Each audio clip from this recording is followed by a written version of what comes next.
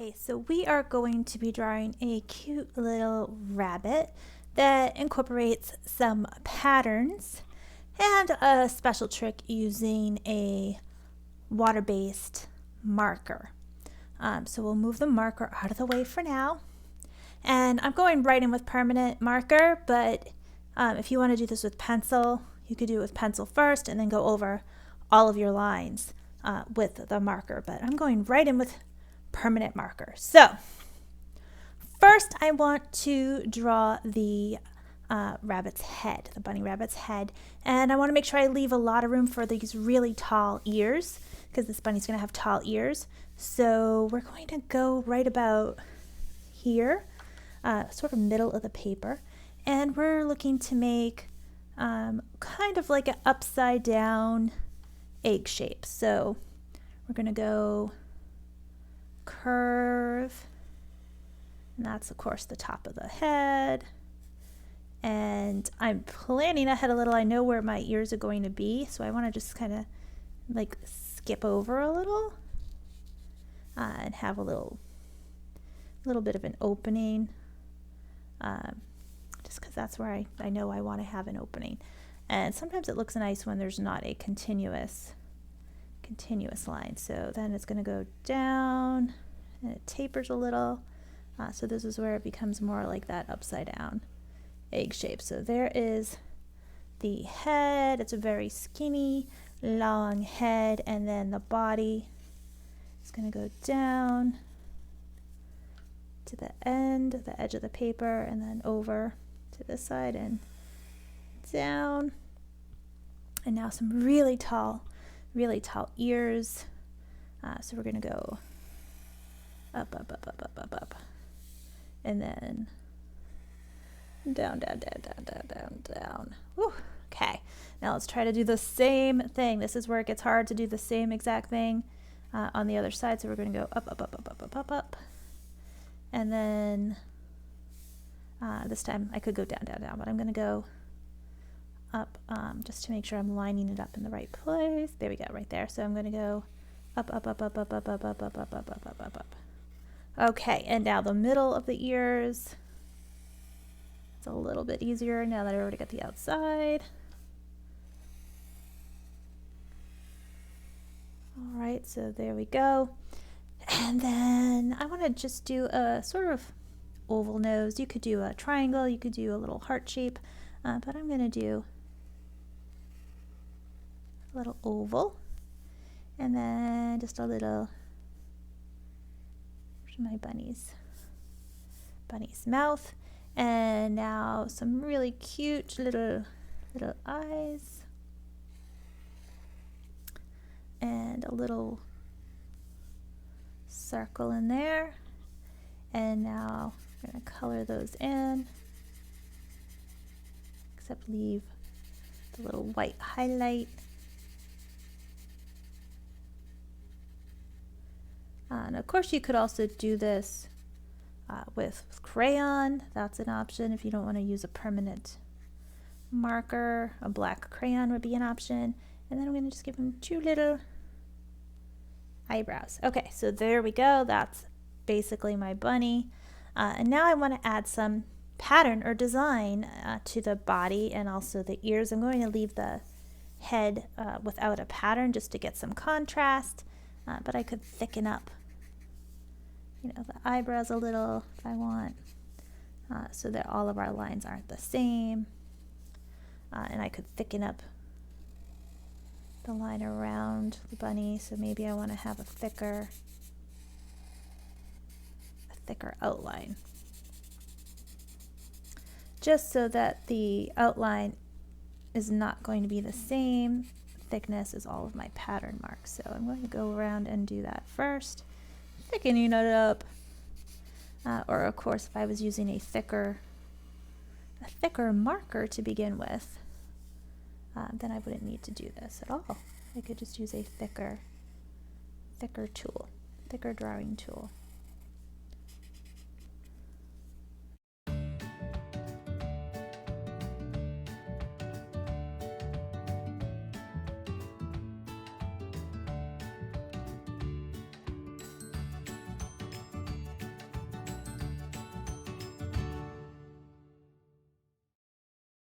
Okay, so now to go in with some patterns. I'm going to keep it simple. You can do whatever kind of pattern that you would like, but I'm just going to go with a dashed line.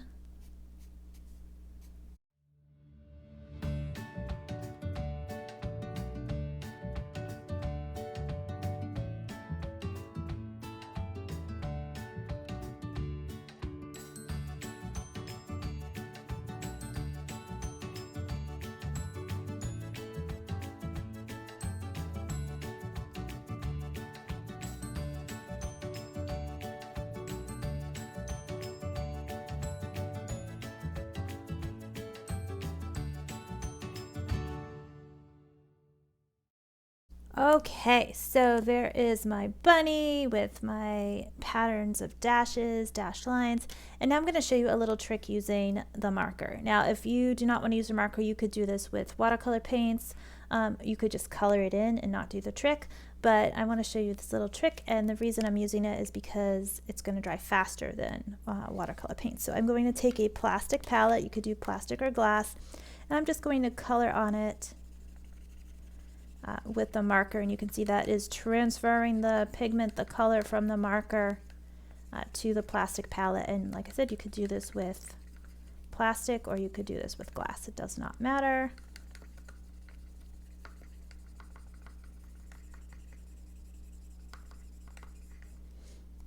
Okay, and now I'm going to take a paintbrush and dip that into some water, just a little bit, not soaking wet, just a little, and turn this into basically paint.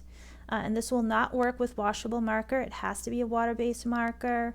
It works best on thicker paper. But now I'm going to use this and go in and paint the inside of the bunny's ears with some pink.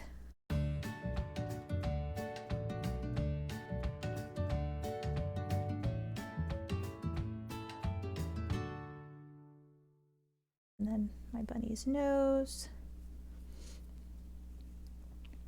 And I'm going to use what's left of this. There's not a whole lot of pigment left on here, but I'm going to use what's left of it to give this bunny some really light rosy cheeks. Okay, and I can even do, if I want to get a little fancy, I could do a little bit of a pink on the edges, just to give it a little fancy. All right, so and then my brush can go and get washed and be clean, and I can clean my palette really quickly and easily. And now this dries so fast. The ears totally dry, cheeks almost dry. So for this next part, I want to cut out my bunny, and this is why I wanted something that dries quickly compared to watercolor. So I'm going to go in and I'll really carefully cut out my bunny.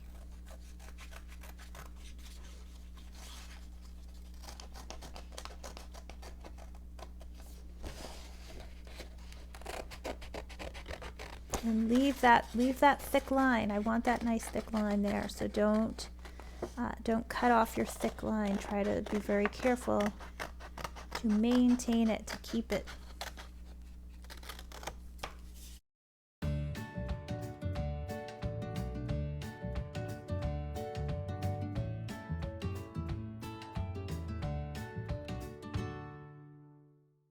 If you did paint the whole bunny, you definitely want to wait for this paper to be completely dry, because if you try to cut wet paper, that can be a bad thing. All right, so there's my cutout bunny. Get rid of my scraps. Don't need them. Get rid of my scissors because I don't need those. And we're almost ready for the next part. Okay, so now my bunny is all cut out, and if you saw my other video on making patterned background paper, I'm using the patterned background paper that I made previously. This is going to be my background for my bunny, and there's still a few wet spots. I'm just going to be really careful to avoid those, but the bunny is going to sit right on top of this paper. So I'm going to take my glue, open it up here. Normally I would put this totally down, but I don't want to get wet paint on this side of the bunny, so I'm just carefully holding it in my hand. But if you're doing this, you know, and you have space, you're not on camera, then you can certainly put it down on a table. And now I'm going to go around the edge of the bunny that I cut out with a really thin line. Now you can even do the dot, dot, dot technique. That's fine too. So you could either go thin line or dot, dot, dot, whichever is your preferred method of glue application. So whatever works best for you. You just want to be careful. Don't go too close to the edge and don't go too heavy because you don't want your glue to ooze out. We want to try to prevent the ooze. Okay, so there we go. Then try to clean your tip of your glue before you close it up so that you don't get the really gross, crusty glue boogers. We don't like glue boogers. Okay, so put the glue to the side. And now I'm going to flip this over, and without putting it on the paper, I'm positioning it over so I know where it's going to go.